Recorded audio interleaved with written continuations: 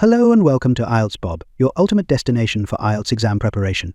I'm Bob, your dedicated guide to mastering the IELTS and achieving your dreams of studying, working, or living abroad. Are you overwhelmed by endless IELTS practice materials online? Don't worry, IELTS Bob has you covered. Here you'll find top-quality practice tests and expert tips to sharpen your reading skills and boost your confidence for exam day. In today's video, we'll dive into an IELTS listening practice test with answers. Whether you're just starting your IELTS journey or striving for a perfect score, this video is tailored to help you succeed. If you find this helpful, don't forget to like, subscribe, and hit the notification bell to stay updated with the latest IELTS tips and practice materials from IELTS Bob. Let's unlock your potential and make IELTS success your reality. Are you ready? Let's get started. Now turn to Section 1. You will hear a conversation between an IELTS candidate and an IELTS administrator. Look at the questions 1 to 5.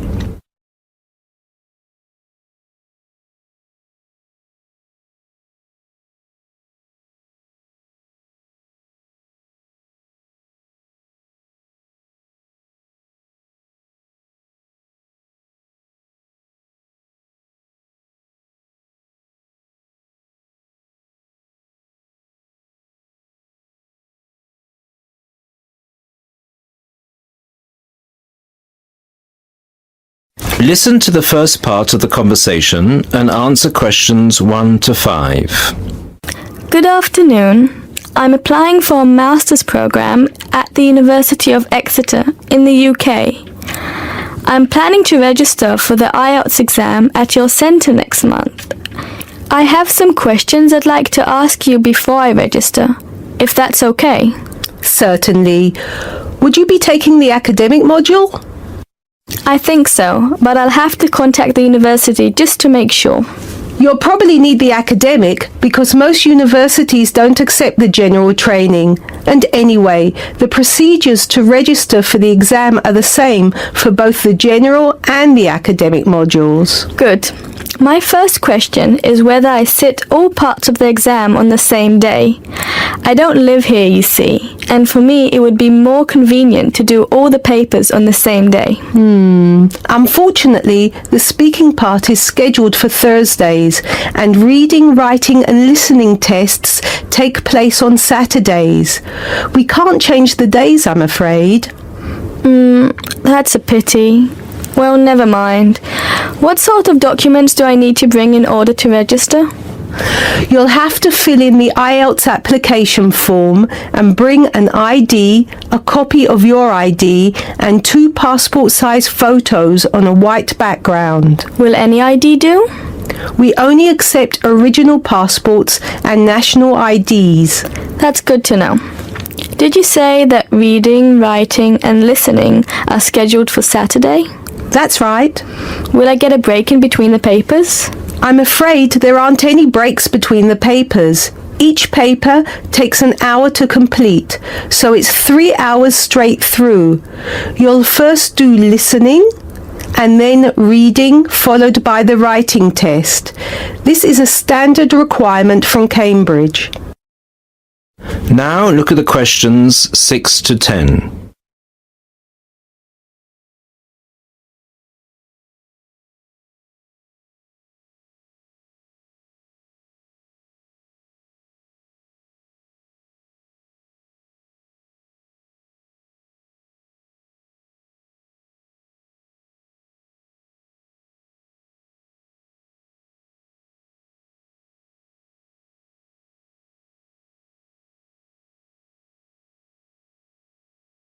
As the conversation continues, complete questions 6 to 10. Okay, and how soon after the test can I pick up my results? It takes 13 calendar days for the results to be processed. Can you let me know how much it is and the form of payment? The examination fee is $200 US. You can pay by credit or debit card. We also accept checks.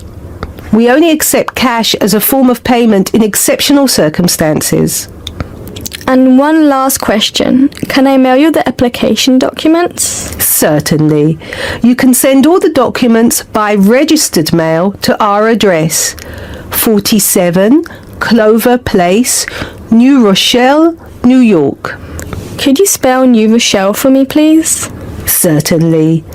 Newrochle.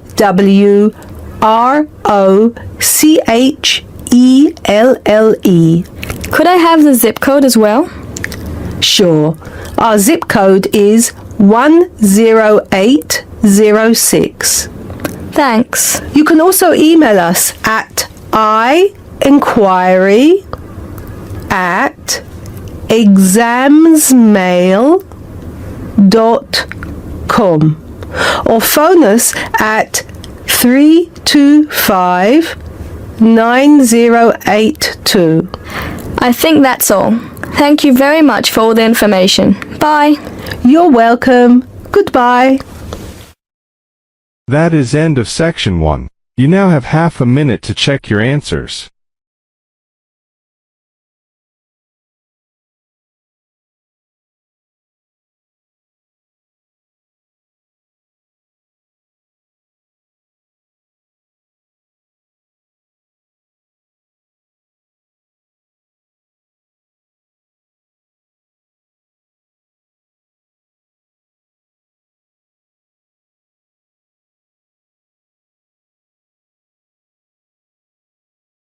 Section 2.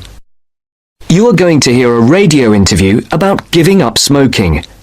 First, look at questions 11 to 13.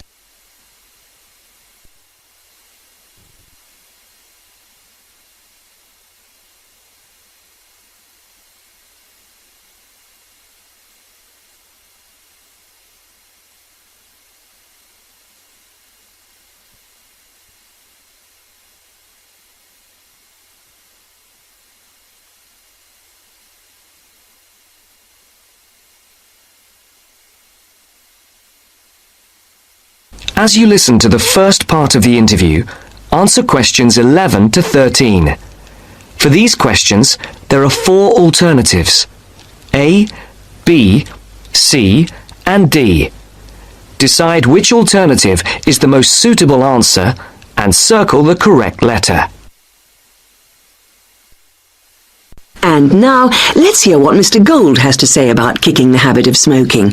It was connected with wanting to change your life and your desire to become an actor. Is that right, Mr. Gold? Yes. So, can you tell our listeners a bit more about how you managed to give up? Well, I enrolled on a variety of evening courses where I found I wasn't able to do the warm-up sessions. Bending down to touch my toes made me breathless. Even though I hated to admit it, the problem wasn't so much my sitting around all the time, but my 15 to 20 a day smoking habit. If I'd been able to limit myself to 3 or 4 cigarettes a day, there'd have been no problem, but I was seriously addicted. And I'm talking about waking up at 3 a.m. dying for a cigarette, or, in the days before 24-hour shopping, driving across London at night to buy a packet of cigarettes when I ran out. But above all, my addiction meant making sure I never ran out, at the expense of everything else, including necessities. So, what did you do? The thought of all my past attempts to give up just wouldn't go away. This was something that had constantly been on my mind, especially first thing in the morning with the chest pains, coughing fits and headaches, not to mention the frequent colds and throat infections. But I couldn't imagine life without smoking. I also enjoyed my life, but the thing I longed for most was to escape the trap of a job I was bored with. I knew what I wanted, and I understood something else too. This time, I was going to keep my little plan a secret. Now look at questions 14 to 20.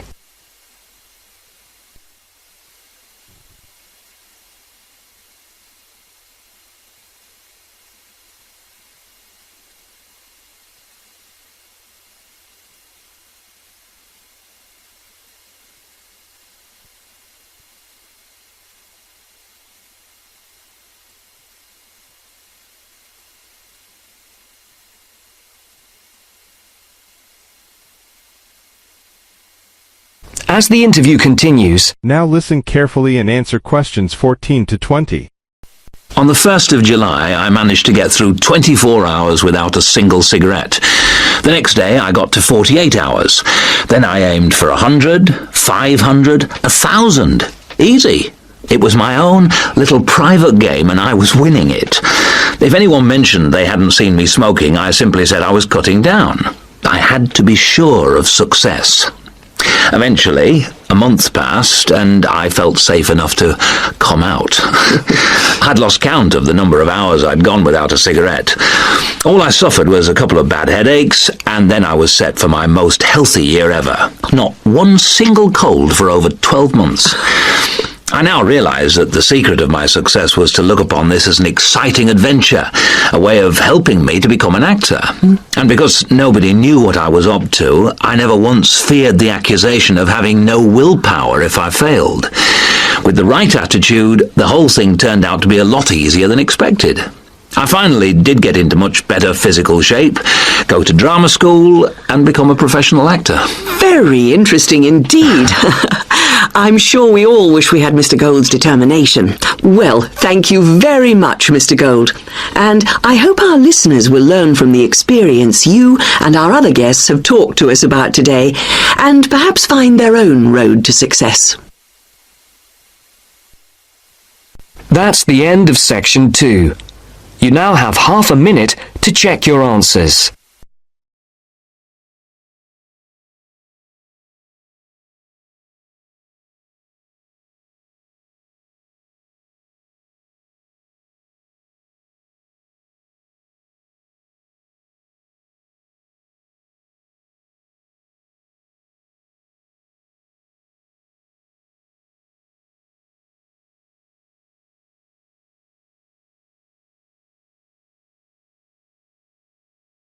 Section 3. You are going to listen to a radio program on sleep deprivation. Now look at the questions 21 to 25.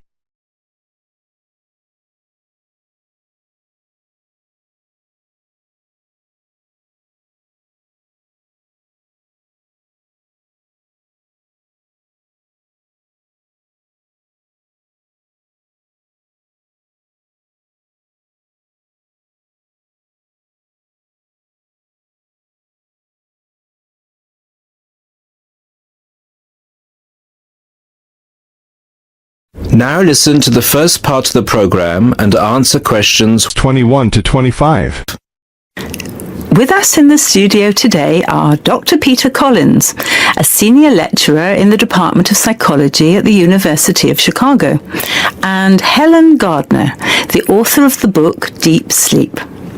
They've come to our studio to discuss the effects of sleep deprivation and also give some tips to the sleep deprived on how to deal with the problem. Welcome to the studio, Helen and Peter. Now, Peter, what are the reasons for sleep deprivation and how can it affect our lives? Well, the research into sleep deprivation started in the late 50s and has been going on ever since. Many researchers link sleep deprivation with electricity, television and computers, which have enabled humans to work 24/7. Before electricity was invented, people's body clocks were synchronized with the sun's schedule, and the average time they spent sleeping was 8 to 9 hours a night. By 1975, that average was down to 7 hours, and today 1/3 of us sleep less than 6 hours a day. This leads to a condition called chronic sleep deprivation, which basically means going for extended periods of time with less sleep than your body needs. Chronic sleep deprivation can cause a variety of physical and psychological problems. At its most basic level, loss of sleep can make us more irritable and less efficient, and can affect long-term memory and concentration, which can result in more accidents.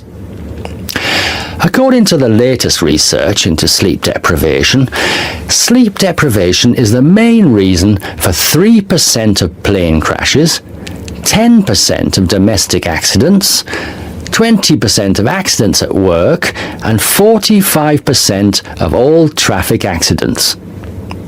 Research into the physical effects of chronic sleep deprivation suggests more serious and significant long-term complications. Research from my university, the University of Chicago, has shown that sleep deprivation interferes with how the human body regulates insulin and sugar metabolism, which can increase the risk of diabetes. People who are sleep deprived have weakened immune systems and are more prone to viruses and other kinds of infections. People who don't get enough sleep have cognitive problems or difficulties processing and assimilating new information. Lack of sleep affects long-term memory and slows down such abilities as judgment and reaction times. Some researchers link sleep deprivation with obesity, indicating that sleep disorders and eating disorders are often linked. Now look at the questions 26 to 30.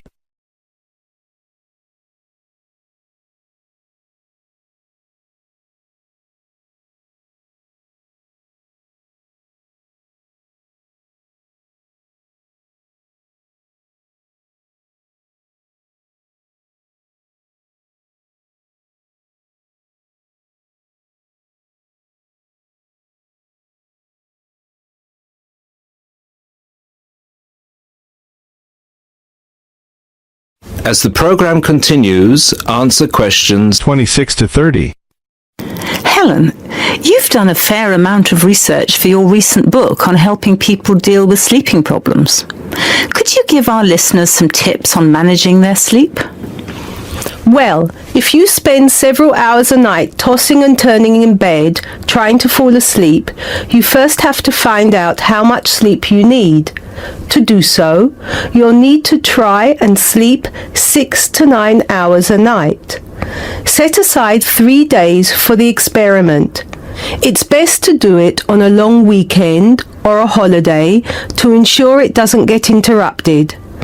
During the experiment, you should go to bed at the same time every night and give yourself 6, 7, 8 or 9 hours of sleep.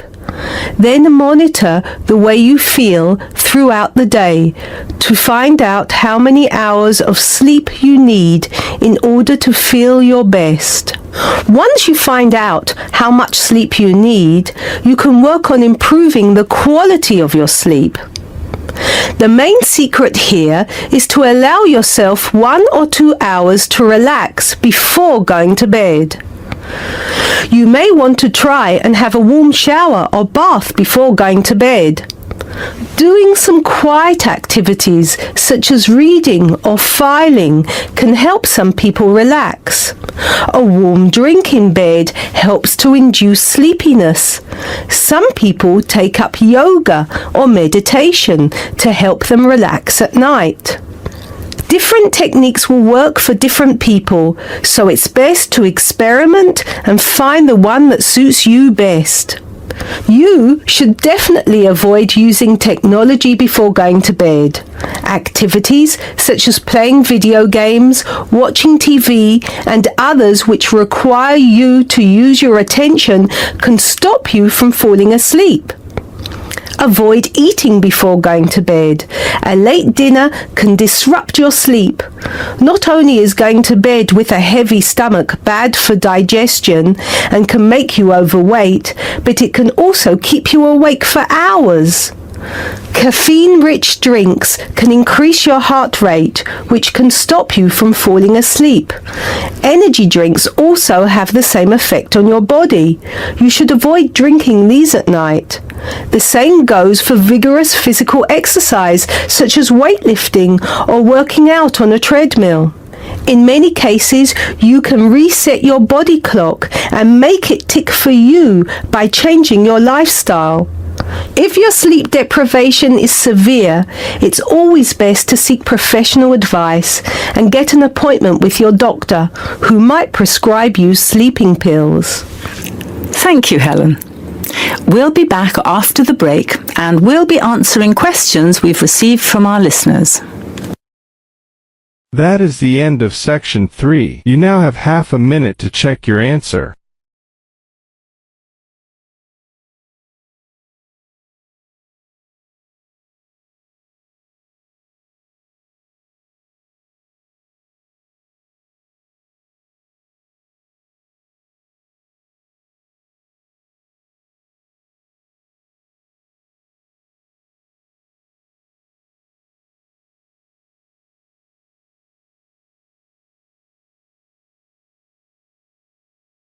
Now turn to section 4.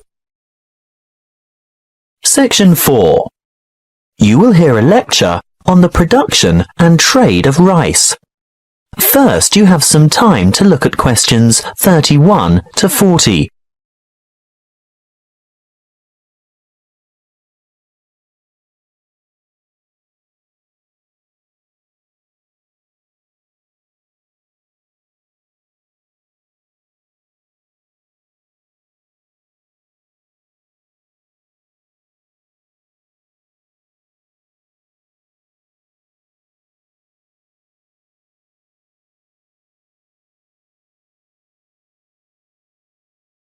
Listen carefully and answer questions 31 to 40.